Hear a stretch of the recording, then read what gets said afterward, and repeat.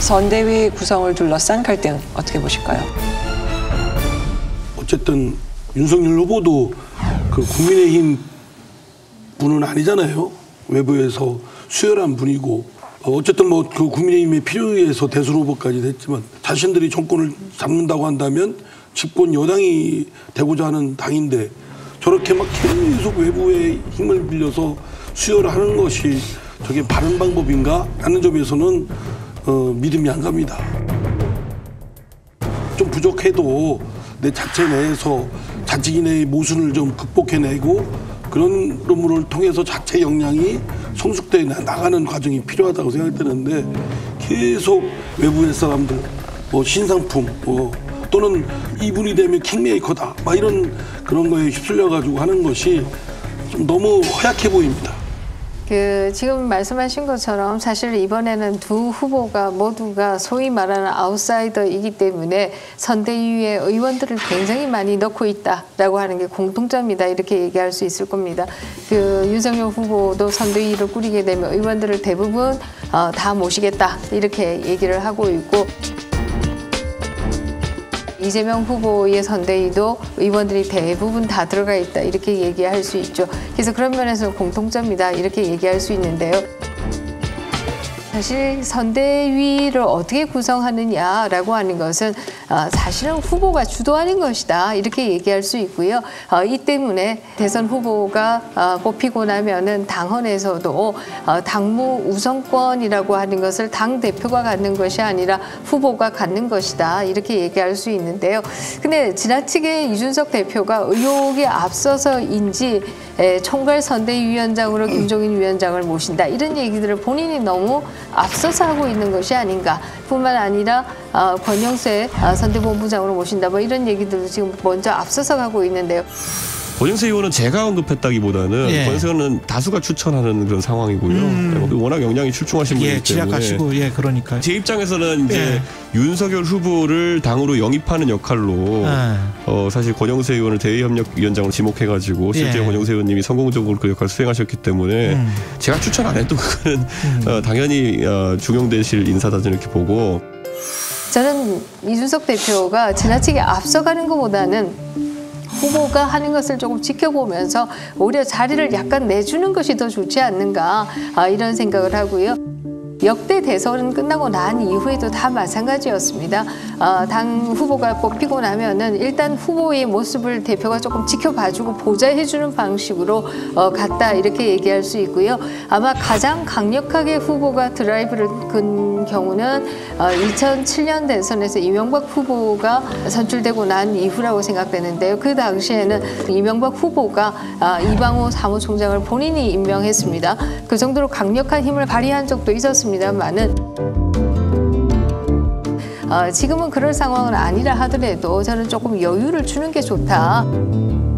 대표의 입장에서는 조금 후보가 어떤 이니시티브를 짓는지 조금 보고 그 이후에 또 부족한 부분이 있으면 의견을 제시하는 방향으로 가는 것이 조금 더 화합적인 선대위가 되는 방법이 아니었겠는가 하는 생각을 합니다. 일단은 윤석열 후보가 자신의 정치력을 보여줄 수 있는 첫 번째 기회가 왔다고 봐요. 이제부터 당무 우선권을 갖거든요. 자기가 결정해야 되는 겁니다. 그런데 이제 확실한 건 뭐냐면 경선 과정 속에서 자기가 원래 갖고 있던 이미지를 깎아먹은 게 사실입니다. 뭐 일정 부분 이해할 만한 부분도 있어요. 왜냐하면 경선에서 이기려면 당을 장악해야 되기 때문에 그 당의 낡은 코드에 맞춰 들어가는 수밖에 없다. 그리고 박의 중도층보다는 강성 지지층들을 겨냥할 수밖에 없었다. 근데 그것 자체가 플러스 알파로 기대했던 중도 소구력을 상당 부분 깎아먹었거든요. 그러니까 본선에 가면은 완전히 선거 방식부터 구성부터 내용, 형식을 다 바꿔야 된다. 이런 문제의식이 있을 겁니다. 본인도. 그럼 세 가지가 있는데 하나는 뭐냐면 경선 때까지 자기를 도와줬던 공신들이 있을 거예요. 이 공신들은 우리 덕에 이제 후보가 됐다. 그 말은 맞기도 하고 틀리기도 합니다. 맞는다는 건 정말로 이 사람들의 지지가 없었으면, 이 사람들의 조직동원이 없었으면 이길 수가 없었죠. 틀린 말은 뭐냐면은 아니 압도적인 차이로 했는데 결국 경선이 진행되면 진행될수록 표차가 줄어들어가지고 전복될 뻔까지 했거든요. 그건 캠프의 실력을 보여준다는 겁니다. 그래서 이분들을 이제 어떻게 할 건가 다 내칠 수는 없지만 최소한 그 중에서 문제가 될 수 있는 부분들은 좀 쳐야 될 부분들이 있거든요. 그리고 또 하나가 이제 김종인 위원장 같은 경우죠. 김종인 위원장 같은 경우에는 이분을 이제 모셔와야 될 상황이거든요. 왜냐하면 한국 정치에서 여야를 통틀어 가지고 이 정도의 식견을 가진 분들이 많지 않아요. 그래서 이제 필요한데 이분은 이제 분명히 뭐냐면 그냥 들어오진 않을 겁니다. 분명히 조건을 내세울 거고 그 전권까지는 아니다 하더라도 최소한 이 정도는 돼야 된다. 저는 지금 우리 후보에 대해 가지고 벌써부터 민주당에서 굉장히 터무니없는 공격들도 많이 하고 이렇습니다. 네. 그런데 이 상황에서 메시지전으로 이걸 극복할 수 있는 사람은 현재 김종인 위원장 외에는 실적이 있는 분이 없습니다. 아, 그래요? 허수아비 노릇은 할 수 없잖아. 허수아비처럼 모셔가려면 나는 그거는 안 가겠다는 말씀이시죠? 아니에요. 일을 하게 되면은 어떠한 목표가 달성이 될 수 있도록 추진을 해야 되는데 그 목표 달성하는데 주변의 사람들이 거기에 같이 동조해서 따라올 수 있지 않을 것 같으면은 그런 사람이 모르고 와요.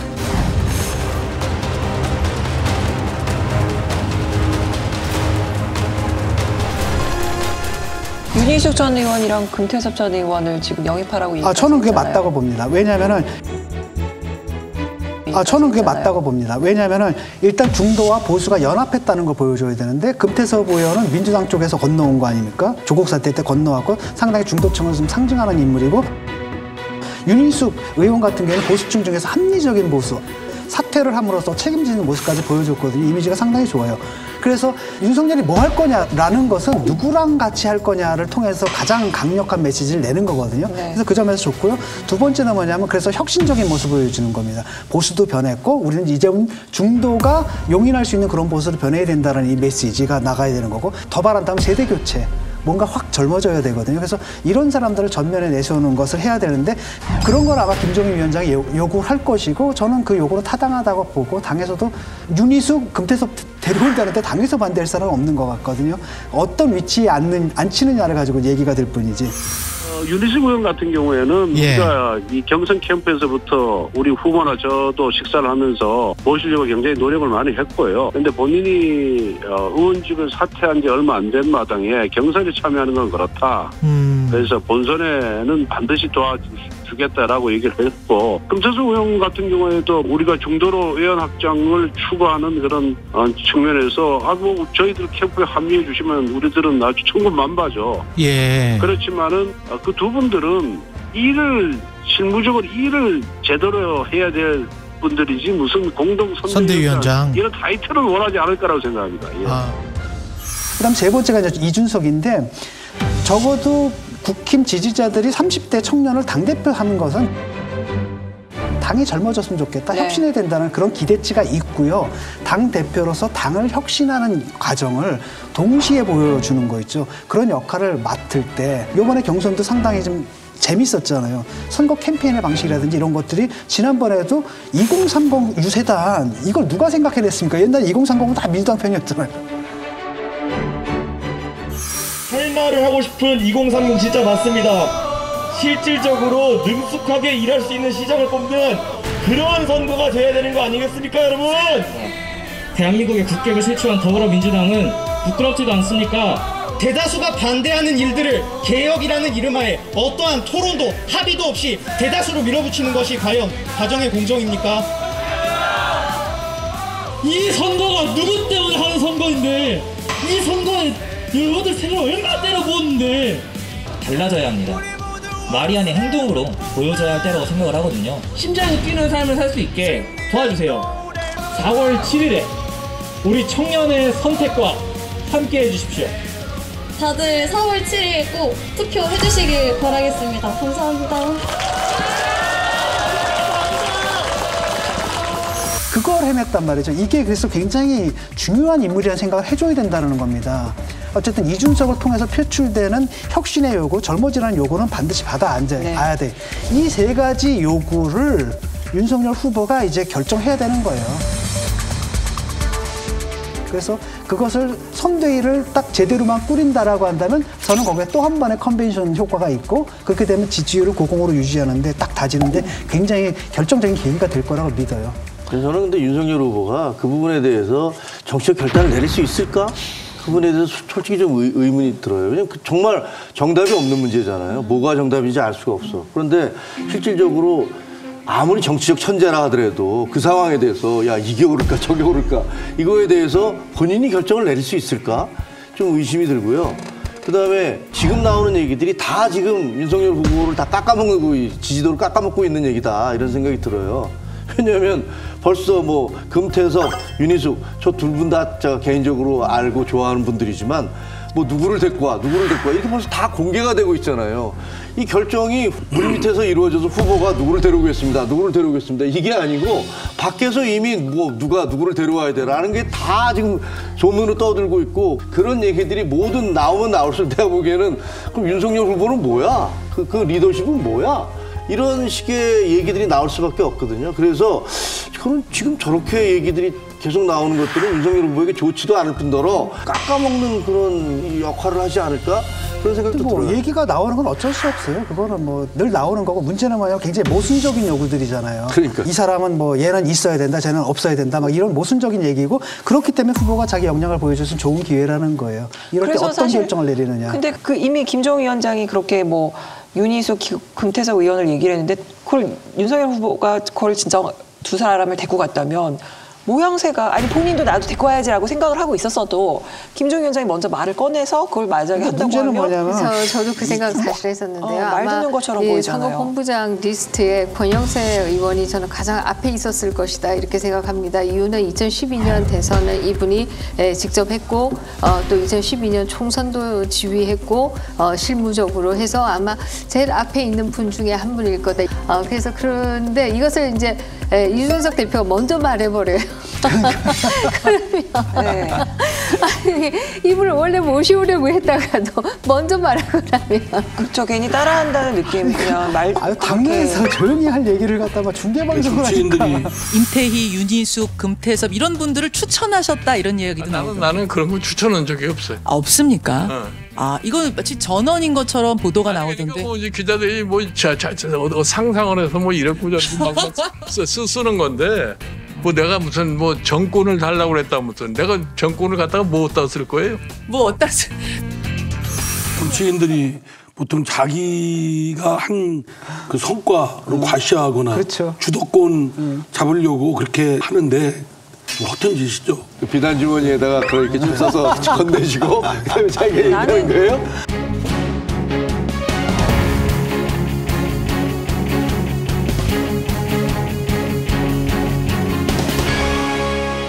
비단 주머니 퍼포먼스에 대해서 좀 뭐 문제를 얘기했지만 저도 이렇게 썩 좋아 보이지가 않더라고요. 대한민국 정치가 무슨 2000년 전에 제갈공명이 이걸 그 비단 주머니를 줬더니 거기에 따라서 움직였더니 뭐가 세상이 바뀌어졌더라라고 어떤 정치적 천재가 구상한 것들에 의해서 다 문제가 해결될 수 있다고 생각하는 것 자체가 말이 안 되거든요. 정치적 천재도 아니면서. 그렇죠, 물론. 끊임없이 국민들의 요구, 국민들의 그 흐름 이런 것들과 국민들과 대화하면서 변화를 이렇게 해나가는 건데 얘기하는 그냥 재미있게 호사가들로 얘기를 할 수는 있지만 그게 퍼포먼스를 보면서 정치를 너무 희화시키는구나. 그리고 어떤 진지함이랄까 국민들과 함께 하겠다는 그 어떤 진정성 이런 것들이 너무 좀 우습게 돼 보이지 않나 이런 생각이 들었어요. 겉멋에 이게 하는 거 있잖아요. 섣부른 그러니까 열매가 꽉 채워지지도 않은 상태에서 서리거가지고 겉멋에 취해가지고 하는 것과 다를 바가 없다. 좀 심하게 얘기하면. 아니 저는 이준석 대표나 뭐 윤석 대표에 대해서 그 2030을 대변하고 그들의 목소리를 반영하게 한 데서 굉장히 높이 평가하는데 그러나 이건 좀 과했다. 2030을 대변한다는 것도 좀 어폐가 있다고 생각되는 게요. 중앙대 교수님으로부터 이제 자료를 제가 한번 입수한 걸 봤더니 소위 청년 세대를 분석한 그런 개량적인 자료인데요. 2030 세대도 일반화된 계층이 아닙니다. 그러니까 다 세분화되어 있어요. 그러나 취업한 2030, 취업하지 못한 미취업, 또 취업도 아예 포기한 그런 친구들.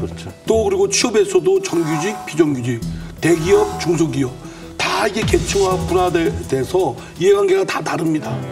그러니까 이들이 맞닥뜨린 절벽 같은 현실, 또 어떤 좌절감, 이거는 오히려 이제 각각의 상황을 구체적으로 좀 듣고 풀어주고 하는 데서 그들의 믿음을 얻는 거지 그냥 쇼잉하지 말고 퍼포먼스 하는데 그걸 치우치지 말고 진정으로 그들과 소통해서 그들이 지금 갖고 있는 좌절감, 뭐 어떤 열망 이런 것들을 키워주는데 선배로서 그 역할을 해줘야 된다고 생각합니다. 표만 의식하지 말고. 어쨌든 근데 지금 민주당에서 누가 선대위원장이 사실 아무도 관심 없었잖아요. 근데 여기서는 지금 관심이 되고 막 서로 싸우고 이런 것들이 또 역으로 생각하다면 그 자체가 또 흥행 요소예요. 그래서 결국은 이 문제는 후보가 풀 수밖에 없습니다. 후보가 지금 결단력을 발휘해야 되는 거고 여기서 합리적인 선택을 내려야 되는 겁니다.